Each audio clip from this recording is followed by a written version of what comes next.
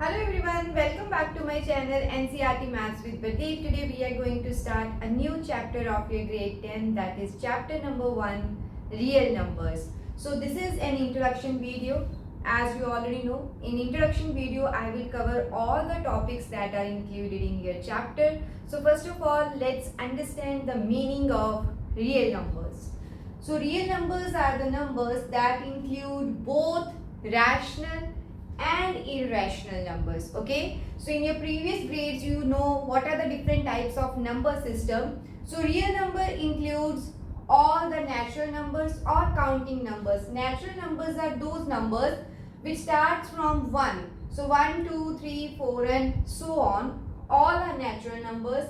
Second is whole numbers. So whole number starts from 0. So 0, 1, 2 and so on till infinity. Next is integers. Integers includes both positive and negative numbers including 0. So minus 1, minus 2, minus 3 to infinity on this side. 0, 1, 2, 3 to other side. Okay. So integers includes both positive and negative numbers. Rational numbers are those numbers which can be expressed in the form of p by q, where p and q are both integers, but make sure that q should not be 0.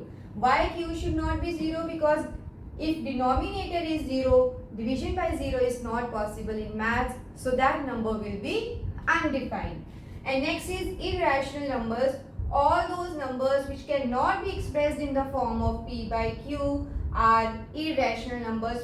For example, root of 2, root of 3, 0.10, 1100 means there is no pattern in this. So these numbers are irrational numbers. If we combine all these numbers together, the whole number set will be referred as real numbers.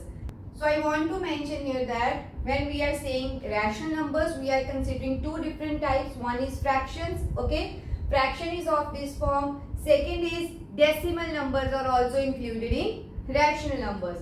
So decimals can be further repeating or terminating. So repeating decimals are like, suppose I am dividing 1 by 3. So this is 0.333. This is never ending, but same number is coming again and again. Or sometimes it will happen that the digits will repeat after a certain stage. So all those are repeating decimals. Terminating decimal is, suppose I am dividing 1 with 5. If we divide, we will get 0.2. So both are decimal numbers. This category is repeating decimals and here it is terminating decimals. Fraction means any number. Suppose 1 by 3, this is a fraction. Minus 5 is also a fraction because we can put denominator as 1. So basically we can say that natural numbers, whole numbers, integers all come in rational numbers. Okay, rational numbers can have fractions, can have those numbers which are without decimal, or it can contain those numbers which have decimals also. Plus irrational numbers, together they are referred as real numbers. So I hope what are real numbers is clear now. So now let's move on to the next topic. So let's see our first topic of this chapter, that is Euclid's division lemma. Okay, so first of all, what is a lemma? Lemma is a proven statement used for proving another statement. Okay, means lemma, whenever you see lemma in some introduction or in some heading, that means that statement is already proved and we will refer this statement to prove some another statement with the help of algorithm. So here Euclid division lemma states that given positive integers a and b, there exist unique integers q and r satisfying a is equal to bq plus r, where 0 is less than or equals to r is less than b. Means r should lie between 0 to b. This is same as long division method. So now what is the meaning of this complicated lemma? Nothing. This is similar to our long division method. Okay, whenever we are dividing one number with another number, that we are doing from the last many years. Same thing interpreted in this form will be referred as Euclid's division lemma. Okay, so here what is the meaning of A is equal to BQ plus R? So let's see what is this. Here we all know that when we are dividing one number with another number, suppose I have to divide 7 with 3. So what is 7? 7 is always dividend, that is the number to be divided. Okay, and what is this 3? This is divisor, means the number with which we will divide. Okay, so when we divide 7 with 3, what we will get is 2 here, 3 2s are 6 and 1 is remainder. I repeat, this is divisor, this is dividend, and what is this? This is quotient, and this is remainder. So this also you have done in your previous grade, that dividend, that is 7, is equal to divisor into quotient, that is 3 into 2 plus remainder. Okay, we can see 3 into 2 is 6, 6 plus 1 is 7, so this is equal to 7. So this dividend is equal to divisor into quotient plus remainder is interpreted as this thing. Here dividend we are writing as A, B is our divisor, okay, quotient is to be referred as Q and remainder as R. Okay, so same thing that we have done in our previous grades, we are using this here also. Now the point is, why condition of R is such that R should be either 0 or greater than 0, but R should always be less than B. So let's understand this. Suppose I am dividing 5 with 2. Okay, so what is remainder in this case? That is 1. If I am dividing 6 with 2, this will be 2 3s are 6, remainder is 0. If I take some other number, suppose 19, this is 2 9s are 18, or remainder is 1. We can see that whenever I will divide any number with 2, either we are getting remainder as 1 or remainder as 0. That means remainder can never be equal to 2. Why? Because if it is 2, we can divide this further with 2. So for number to be 2, possible remainders are 0 and 1. So let's take another example. This I have done, that we are dividing 7 with 3. So let's divide 8 with 3. Then remainder is 2. So let's divide 9 with 3. Then remainder will be 0. So again if I divide 10 with 3, so remainder will be 1, and so on. So in this case I can see that when we are dividing any number with 3, the possible remainders are either 0, 1 or 2. Here it is 0, 1. Here it is 0, 1, 2. Similarly, you can take any number and we can see that whatever number we are dividing, always remainder will be minimum as 0, because if the number fully divides, then remainder will be 0, or it can be 1, 2 or so on, but 1 less than our divisor. Here if divisor is 2, range of remainder is still 1. If divisor is 3, range is still 2. If it is 4, you can try, remainder will be maximum 3, and so on. Okay, so what is the meaning of this? That minimum value of remainder will always be 0 whenever number completely divides, and maximum possible value will always be less than our divisor. So this is what we have written here, that 0 is less than or equals to R. So that means R minimum value will be 0, then it can be 1 and so on, but R should always be less than B. Okay, so it will always be one step behind B or one step less than divisor. Okay, so this is what it is, Euclid's division lemma. So this property we are going to use in Euclid division algorithm, which has many different applications that we will study in this chapter. I hope this is clear that what is division lemma, that whenever we have two numbers A and B, make sure that A should be greater than B, and we are dividing this A with B, then always A can be written as BQ plus R, where R range will be 0 to B. So I hope this Euclid's division lemma is clear to you. This is same as division process, nothing new in this, just we are writing this in some new format. Okay, so now let's see the next topic. So let's see our next topic. This is Euclid's division algorithm. So first of all, what is an algorithm? It is a sequence of well-defined steps that we are using to solve a particular problem. So now Euclid's division algorithm means we will use the Euclid division lemma, okay, to prove certain things or to find certain things. Main thing that we are studying in this chapter is this division algorithm is used to find HCF of two positive numbers. And what is HCF? I know you all know that HCF is the largest positive integer that divides both A and B. Means if we are considering any two numbers A and B and we need to find HCF of A and B, what is the HCF? That will be the maximum number which divides both A and B.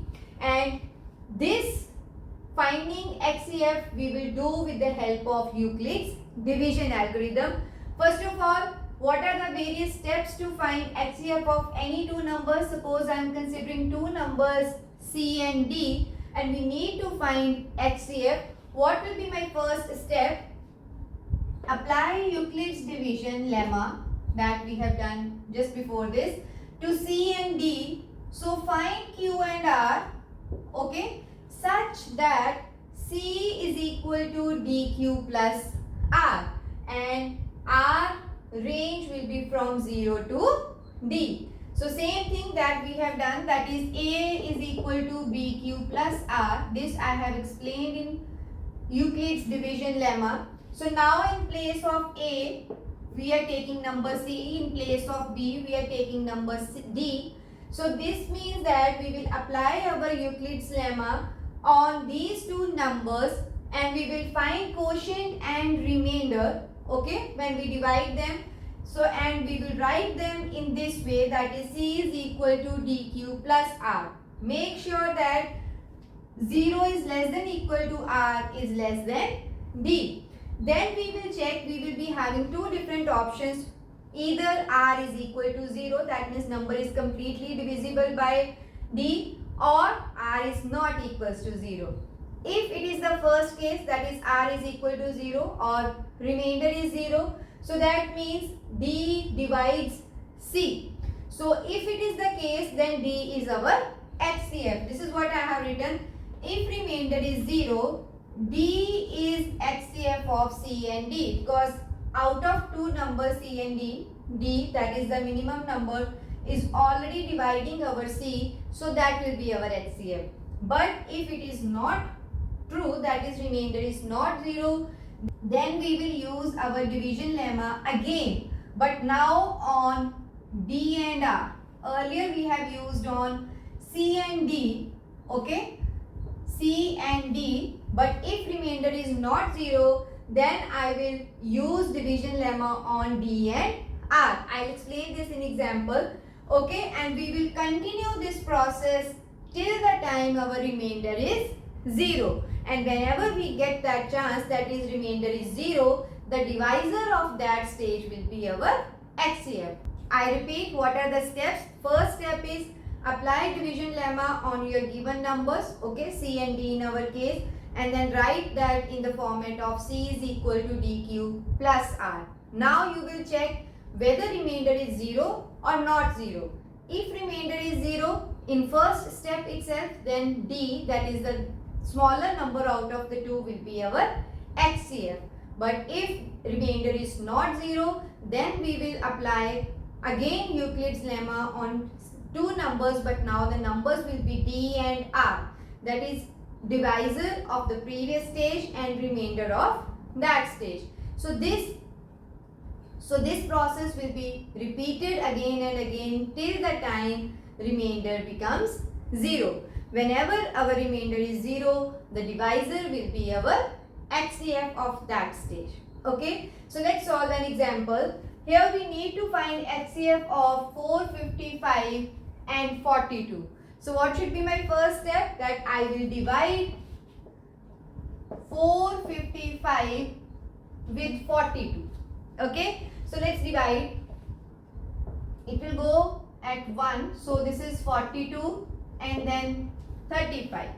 So now I can see this remainder is less than divisor and we cannot divide it further. Okay, so this is our first stage and we will write this of the format, that is 455. This is our C. Okay, in this case, this is D, this is quotient and this is remainder. And what is the formula? Dividend is always equal to divisor into quotient. So divisor is 42, quotient is, here I have done mistake. Since I have taken this number down, so quotient will be 10. So this is 42 into 10 plus remainder is 35. I repeat, dividend is equals to divisor multiplied by quotient plus remainder. Okay, so what is the second step? If remainder is equal to 0 but remainder is not 0 in our case, so we will take the other option. If remainder is not equals to 0, apply division lemma on D and R. So D is 42, R is 35. So what we will do is, so now this 42 will be divided by 35 because 35 is smaller than 42. So again we will divide. So 35, 1 is 35 here. Okay, and remainder is 7. Again remainder is not 0. But what we will write now here? So in this situation, what is dividend? That is 42. This is equal to divisor. So 35 into quotient is 1 plus remainder. Okay. So again remainder is not 0. Repeat this. So now this will be our new dividend, means whatever remainder you are getting, that number will be used to divide divisor of previous step. So 35 here. So 7 5s are 35 and remainder is 0. Okay. So in this case we will rewrite 35 as 7 into 5 plus 0. Now we need to stop this here. Whenever remainder is 0, the divisor of that step will be our HCF. So we will write therefore HCF of, what are the two numbers? 45 and 42 is the divisor. Okay, so 7 is HCF of these two numbers. I hope this is clear. I repeat, we will start dividing our bigger number with the smaller number, apply our Euclid's lemma here and see if remainder is 0. If it is 0, the divisor will be our HCF. But if it is not 0, we will repeat this and now we will divide this 42 with the remainder of our first step, or we will apply our Euclid's lemma on D and R. Okay. We will repeat this process till the time we will get remainder as 0. Whenever we have remainder as 0, the divisor of that step will be our HCF. So I hope Euclid's division algorithm to find HCF of two numbers is clear to you. Now let's see what are the different other applications where we can use this Euclid's division algorithm. So now let's see what are the different applications of Euclid's division algorithm. The first one is to find HCF of two numbers that we have already discussed. Second is to solve some other problems like this A and B and many other problems that we will discuss in the exercise of this chapter. Now let's see how to use this division algorithm to prove certain things. First one is show that every positive even integer is of the form 2q and every positive odd integer is of the form 2q plus 1 where q is some integer. you will see these type of question where we have to prove some odd number, even number or many other numbers on the basis of certain conditions. So let's see how to prove these things using division algorithm. Here it is, any number will be even if it can be written of the form 2q, but it will be odd if it is written of the form 2q plus 1. So let's assume, let a be any number. So how to start this type of question is, we will see what is written here. So whatever is 2q, because q will always be our quotient. So 2q, sometimes we will see 3q, 4q, whatever is written, that number we will assume to be equal to b. We have two numbers a and b on which we will apply our algorithm. A we will assume, but b's value we will fix according to our question. So here it is 2, so I will take b equals to 2. Always note this thing. Whenever we have to prove something, they will give us like 2q, 3q, 4q. So we will take the number accordingly as value of b. So we will say apply Euclid's algorithm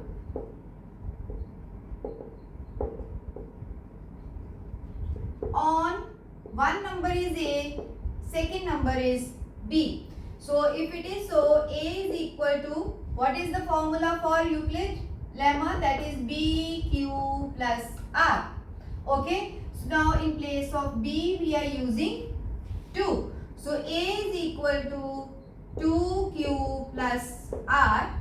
Okay. Where q should always be greater than or equal to 0. Okay. If the number itself is 0 and 0 is less than equal to r is less than, what is number here? B. And our value for b is 2. So we will write 0 is less than equal to r is less than 2.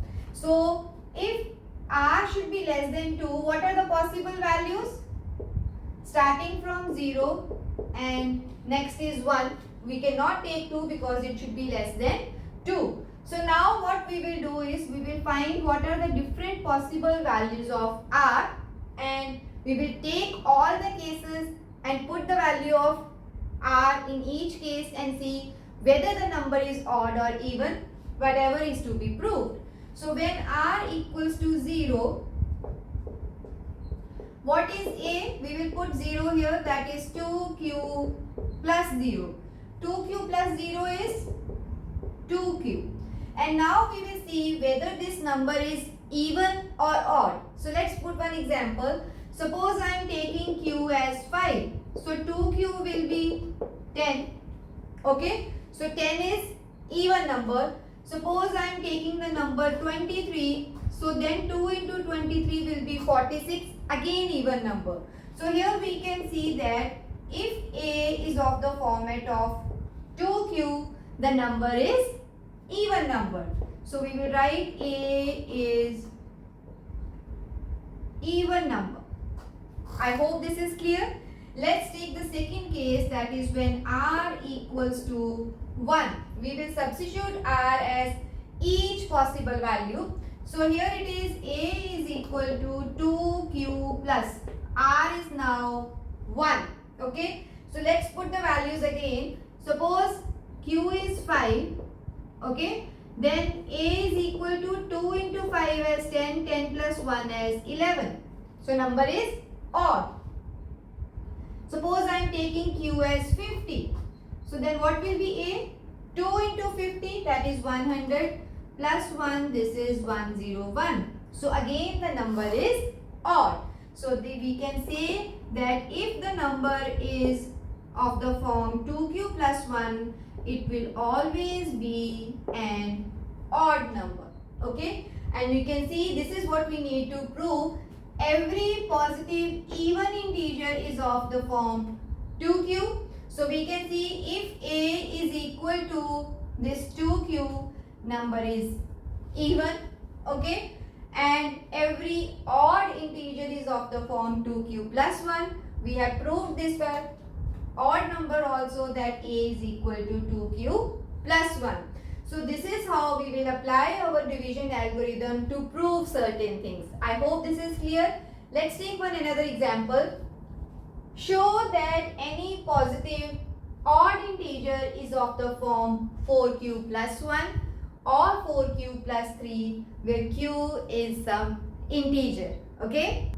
So as I have already explained, we will apply our division algorithm for this condition also.